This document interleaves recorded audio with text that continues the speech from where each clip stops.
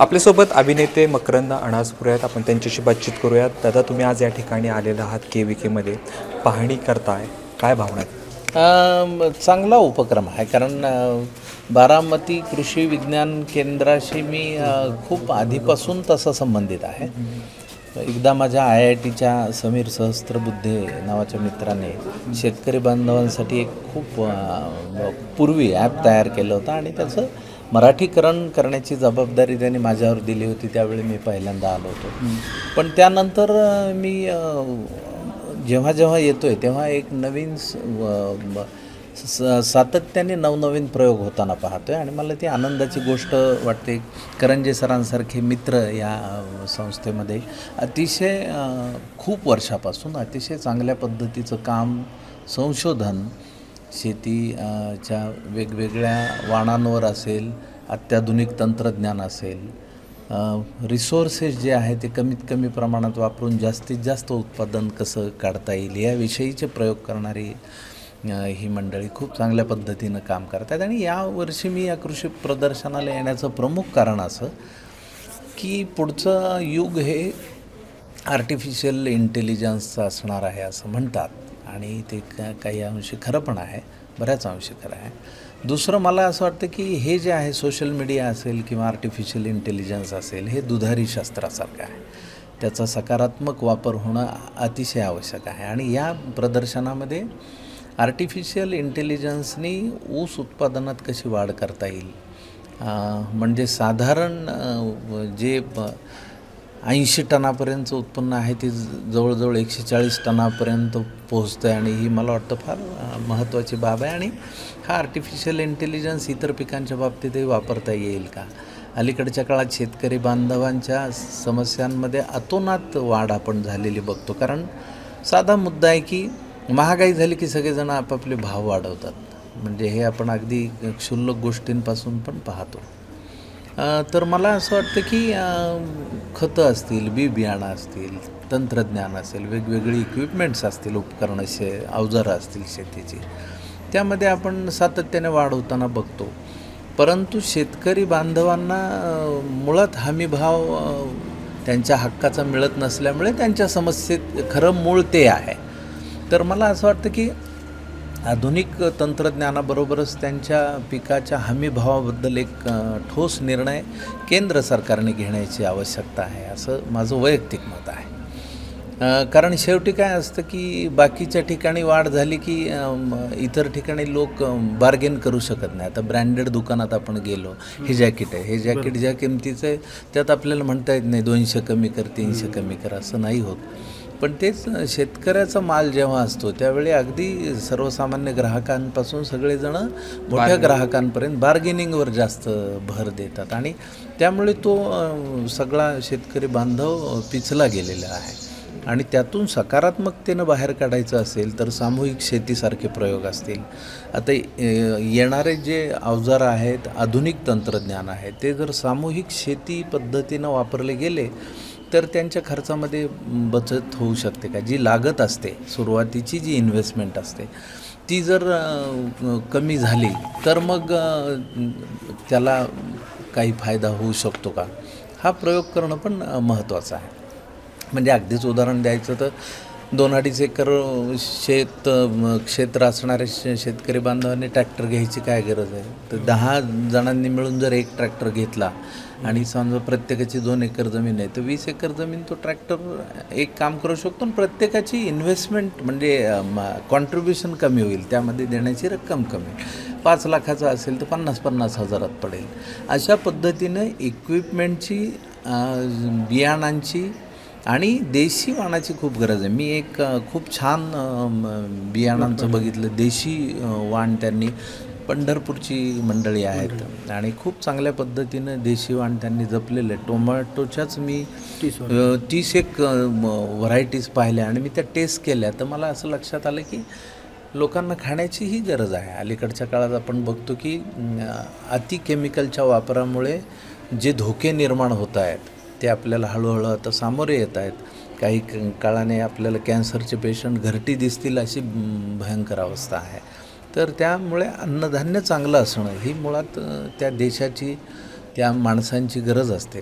तर असे सातत्याने उपक्रम राबवले, प्रयोग केले तर त्यातून एक सकारात्मक चित्र निर्माण होईल असं वाटतं मला. तुम्ही असं म्हणताय की एकंदरीत शेतकऱ्यांनी जी शेती करण्याची पद्धत आहे ती बदलली पाहिजे, कुठेतरी ग्रुप शेती केली पाहिजे आणि त्या माध्यमातून तुम्ही नाम फाउंडेशनच्या माध्यमातून देखील शेतकऱ्यांपर्यंत पोहोचलेला आहात. खास करून मराठवाड्यातला असेल किंवा एकंदरीत राज्यातल्या भागातलं कशा पद्धतीनं हे पुढं जे आहेत असे उपक्रम राबवावेत, आपण इथून घेऊन काय चाललेलं आहात? पहा, आता आम्ही पाण्याचं प्रामुख्यानं काम महाराष्ट्रभरात नाम फाउंडेशनच्या वतीने आणि विविध घटकांच्या मदतीनं करतो आहोत. तर त्यामध्ये विषय असा आहे की आता माढ्यासारखं गाव आहे, तर आम्ही तिथे 34 किलोमीटरचा एक पाण्याचा विठ्ठलगंगा नावाचा प्रोजेक्ट केला.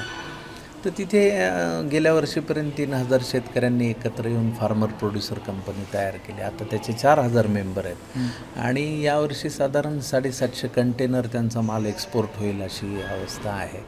तर मला असं वाटतं की एकीचं बळ जेव्हा सगळ्यांच्या लक्षात येईल, मुळात शेतकरी बांधवांच्या, तर त्यांना निश्चित त्याच्यातनं फायदा होऊ शकेल. आणि ह्या एकीच्या बळाची उदाहरणं जिथे जिथे निर्माण करता येतील, जिथे जिथे होतील, तिथे आपण सकारात्मकतेनं असावं असा एक विचार मनामध्ये आहे. शेवटी माझ्यासारखा मनुष्य, एका वेगळ्या व्यवसायातला मनुष्य, कलावंत असणारा मनुष्य, पण मला शेतकरी बांधवांचे असे उपक्रम असले की ते बघायला, निरखायला आवडतात.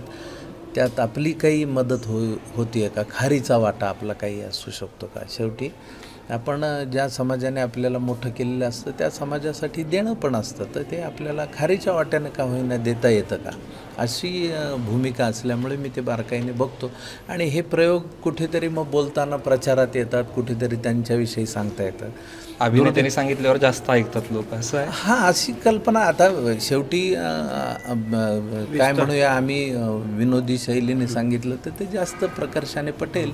आणि दुसरं कसं आहे की हे जे जवळून प्रयोग पाहता येतात त्यातून एक आता बघ, आपल्या शिक्षणाने श्रमप्रतिष्ठा घालवली.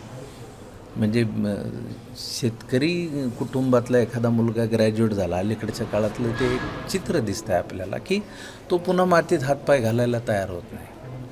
पण ती श्रमप्रतिष्ठा घालवली तर आपल्यावर भीषण संकट ओढवू शकतं. उद्या काय झालं की अन्नधान्य अतिशय ₹2 मिळाल्यामुळे मग शेतमजुरांचाही प्रश्न बिकट झालेला आहे, तेही शेतीसाठी मिळणं अवघड झालेलं आहे. त्यामुळे ते अवलंबित्व जे आहे शेतकरी बांधवाचं ते किती कमी करता येईल, मग ते अवजारातून करता येईल, ते आर्टिफिशियल इंटेलिजन्समधनं करता येईल, असे प्रयोग झाले तर त्यांचंही जगणं सुसह्य होईल असं मला वाटतं.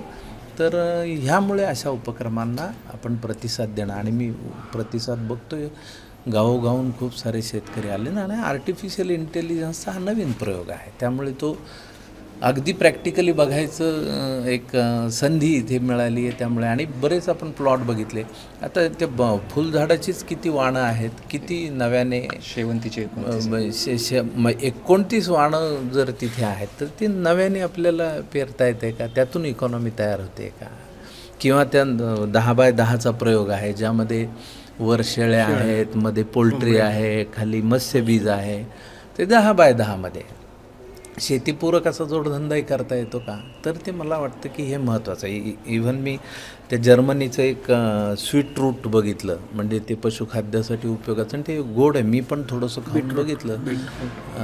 हां, बीटरूट सर, शुगर बीट, तर ते गोड आहे.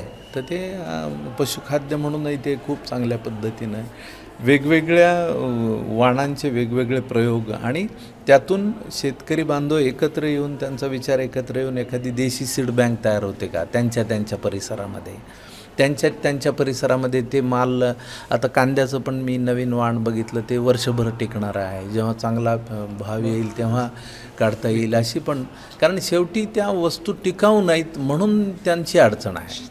पिकलं की लगेच ते विकावं लागतं, त्यानंतर हप्ते सुरू होतात, कर्जाचे हप्ते. बरं, बँका काही मागे हटत नाहीत. व्यवस्था आपली तशी पक्की आहे, म्हणजे पहिल्या हप्त्याला तुम्हाला लगेच हे येतं, लगेच तुम्ही दिले का नाही दिले. सुरुवातीला प्रेमळ भाषा असते, नंतर ते वसुलीवालेही वेगवेगळ्या भाषांमधले येतात. तर ती व्यवस्था पक्की केली, ती व्यवस्था पक्की आहे.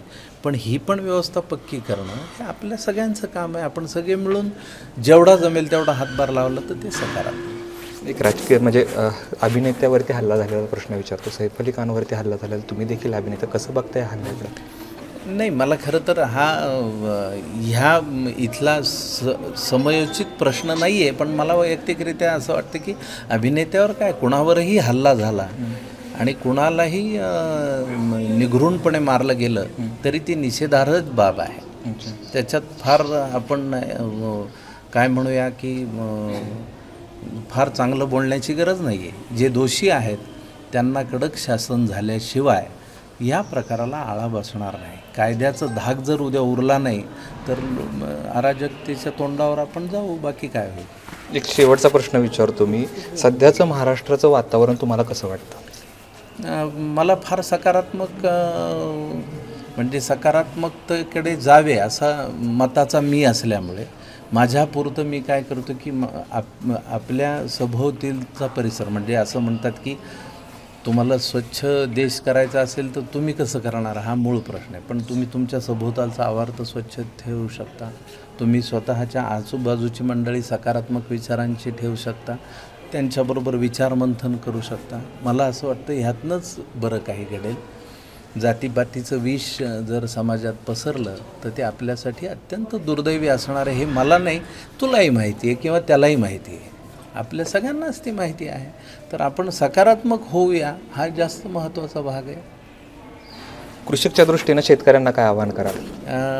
कृषकसारखे उपक्रम, वेगवेगळे उपक्रम सातत्याने राबवावेत. आणि मला असं वाटतं की आमच्या संशोधक मित्रांनी जे काही धडपड करून प्रयोग केलेले आहेत ते सर्व दूर महाराष्ट्रातच नव्हे तर जिथे जिथे म्हणून जगाच्या पाठीवर गरजवंत शेतकरी बांधव आहे त्याच्यापर्यंत ते पोहोचायला पाहिजे. जगभरातल्या या सगळ्या प्रयोगांसाठी खूप सहजतेनं उपलब्धता जर झाली तर मला असं वाटतं ती महत्त्वाची गोष्ट आहे. खूप खूप धन्यवाद. तर होते मकरंद अनासपुरे ज्यांनी सांगितलं शेतीची अवस्था काय आहे, सरकारने काय करायला पाहिजे, शेतकऱ्यांनी काय करायला पाहिजे हे सांगितलं. आता यातून बोध काय घ्यायचा हा प्रेक्षकांनी ठरवायचा आहे. कॅमेरा पर्सन धीरज सह जयदीप भगत, ABP माझा, बारामती.